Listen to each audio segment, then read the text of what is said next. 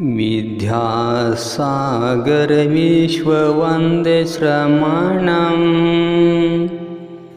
भक्त्या सदा संस्तुवे सर्वोच्चं यमिनं विनम्य परमं सर्वार्थसिद्धिप्रदम्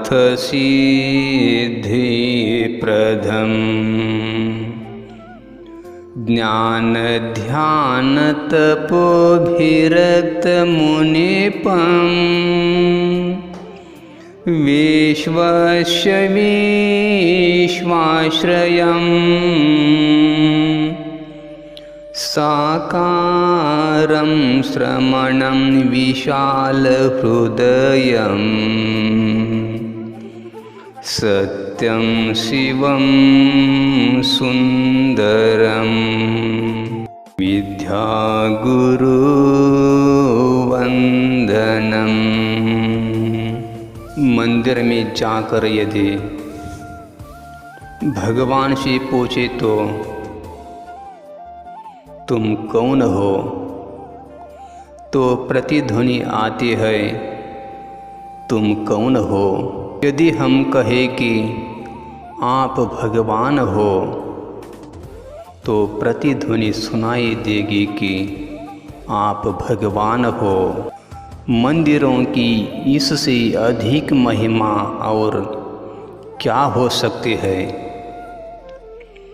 जो भगवान मूर्तियों के रूप में मंदिरों में विराजमान है वे हमारे पूज्य है, परम पूज्य है।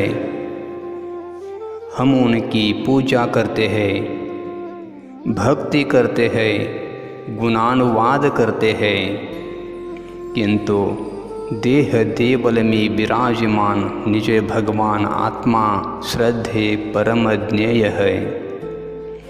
निज भगवान को जानना, पहचानना और उसका ध्यान करना ही उसकी आराधना है। सम्यक दर्शन ज्ञान चारित्र की उत्पत्ति इस निज भगवान आत्मा के आश्रय से ही होती है, क्योंकि निश्चय से निज भगवान आत्मा को निज जानना ही सम्यक ज्ञान है। उसे ही निज मानना यही मैं हूँ, ऐसी प्रतीति होना सम्यक दर्शन है। और उसका ही ध्यान करना, उसी में जम जाना, रम जाना, लीन हो जाना सम्यक चारित्र है। और ध्यान शरीर रूपी मंदिर में विराजमान निज भगवान आत्मा का किया जाता है। यदि कोई व्यक्ति निज आत्मा को भगवान मानकर मंदिर में विराजमान भगवान के समान स्वयं के भी अष्टद्रव्य से पूजन करने लगे तो उसे व्यवहार विहीन ही माना जाएगा। वह व्यवहार कुशल नहीं अपितु व्यवहार मूढ़ ही है। इसी प्रकार यदि कोई व्यक्ति आत्मोपलब्धि के लिए ध्यान में भी मंदिर में विराजमान भगवान का ही करता रहे तो उसे भी विकल्पों की ही उत्पत्ति होती रहेगी। निर्विकल्प आत्मानुभूति कभी नहीं होगी, क्योंकि निर्विकल्प आत्मानुभूति निज भगवान आत्मा के आश्रय से ही होती है। निर्विकल्प आत्मानुभूति के बिना सम्यक दर्शन ज्ञान चारित्र की उत्पत्ति भी नहीं होगी। इस प्रकार उसे सम्यक दर्शन ज्ञान चारित्र के एकता रूप मोक्ष मार्ग का आरंभ ही नहीं होगा। जिस प्रकार वह रिक्शा वाला बालक रिक्शा चलाते हुए भी करोड़पति है, उसी प्रकार दीनहीन हालत में होने पर भी हम सभी स्वभाव से ज्ञानानंद स्वभाव भगवान है, कारण परमात्मा है। यह जानना मानना उचित है। प्रश्न है कि यदि यह बात है तो फिर ये ज्ञानानंद स्वभावी भगवान आत्मा वर्तमान में अनंत दुखी क्यों दिखाई दे रहे हैं? उत्तर यही है कि ये सब भूले हुए भगवान है, स्वयं को, स्वयं की सामर्थ्य को भूल गए हैं। इसी कारण सुख स्वभावी होकर भी अनंत दुखी हो रहे हैं।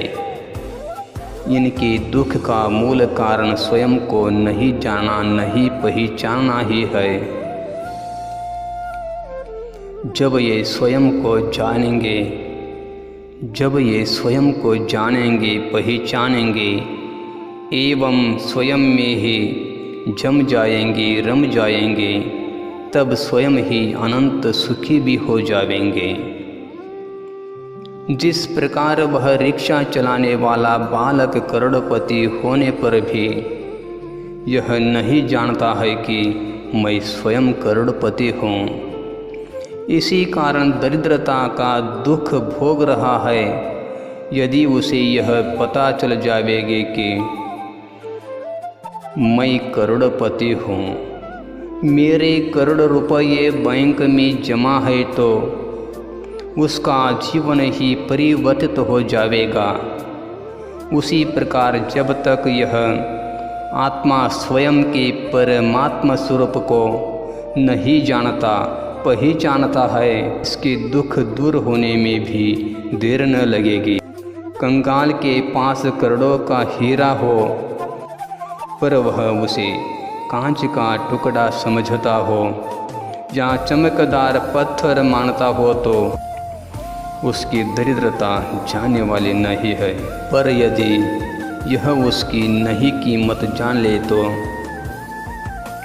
दरिद्रता एक क्षण भी उसके पास टिक नहीं सकती, उसे विदा होना ही होगा। इसी प्रकार यह आत्मा स्वयं भगवान होने पर भी यह नहीं जानता कि मैं स्वयं भगवान हूँ।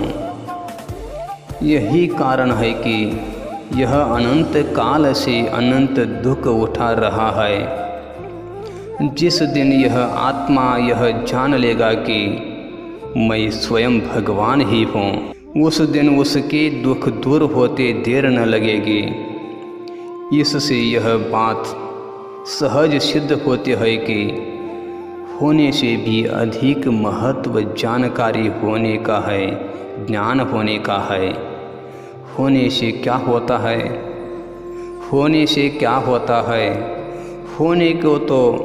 होने को तो यह आत्मा अनादि से ज्ञानानंद स्वभावी भगवान आत्मा ही है।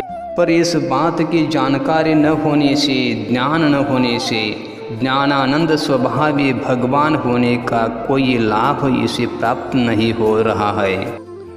होने को तो वह रिक्शा चलाने वाला बालक भी गर्भ श्रीमंत है, जन्म से ही करोड़पति है, पर पता न होने से 2 रोटियों के खातिर उसे रिक्शा चलाना पड़ रहा है।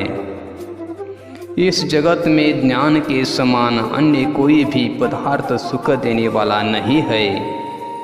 यह ज्ञान जन्म, जरा और मृत्यु रूपी रोग को दूर करने के लिए परम अमृत है, सर्वोत्कृष्ट औषधि।